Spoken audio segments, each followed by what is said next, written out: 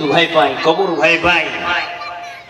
আল্লাহ রাসূল বলেন শুধু তাই নাই, সাম্মা মুনকার ওয়া নাকির, শুধু আজরাইল নয়, কবর বড় ভয়াবহ জায়গা।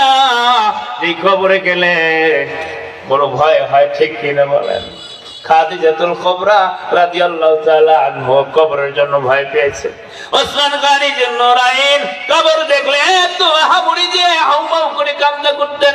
আল্লাহ রাসূল সাহাবীরা বলতেন, হে সাহাবীরা রে, হে আমিরুল মুমিনিন ওসমান গনি নূরাইন, আপনি কেন কবর দেখলে এত কাঁদেন?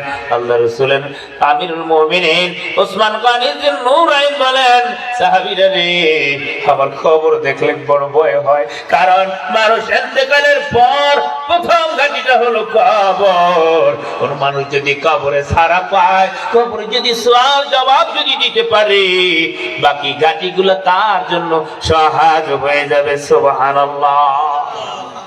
আর যদি কোন মানুষ যদি আটকা পড়ে যায়, ধরা পড়ে যায়, বাকি ঘাটিগুলা তার জন্য কঠিন হয়ে যাবে, বাকি ঘাটিগুলা তার জন্য কঠিন হয়ে যাবে। জোরে বলি নাউজুবিল্লাহ।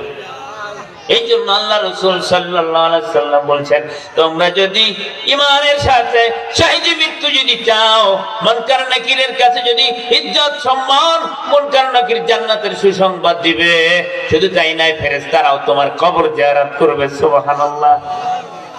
এই জন্য একটা মেডিসিন দিয়ে দিলাম, একটা ঔষধ। কয়টা? জোরে কোন? একটা ঔষধ। মুরিদ হতে বলে না খানদান, একটা জিনিস চায়, সেটা কি? মহব্বত। সেটা কি? হুজুরে আসলে দূরে থাকবো না, কাছে আসবো, হুজুরের খবর নেব, হুজুরের মেহমান আসছে, সৌভাগ্য আমরা নবীর বংশধর পেয়েছি, ঠিক কিনা বলে? ইমাম শাফি রাহমাতুল্লাহি আলাইহি মক্কার পথ দিয়ে যায়, মক্কার ছেলেরা একটু দুষ্টমি করতেছে। ইমাম শাফি রাহমাতুল্লাহি আলাইহি বলতেছেন, মক্কার ছেলেরা দুষ্ট।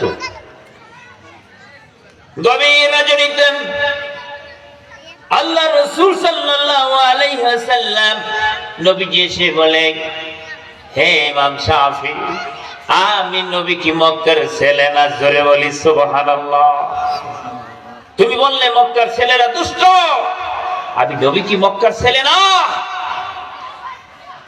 আল্লাহ রাসূলের কথা শুনে ইমাম শাফি রাহমাতুল্লাহি আলাইহি সাথে সাথে আল্লাহ রাসূলের কদম মোবারকে পড়ে গেল।